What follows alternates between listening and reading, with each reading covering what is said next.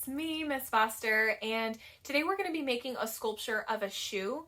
We're going to be using aluminum foil to create the armature or the base, the foundation of our sculpture, and then we're going to be using Model Magic to cover and add details to it. I'm going to be making like a sneaker style shoe, but don't feel like you have to copy the exact same shoe that I'm doing. If you want to make a high heel, if you want to make boots, you want to make sandals, you're just going to adjust the armature and adjust the, decorations as well, depending on the shoe that you would like to design. So follow along with me as I make a basic shoe, and please know that you can customize this as necessary. All right, let's get started.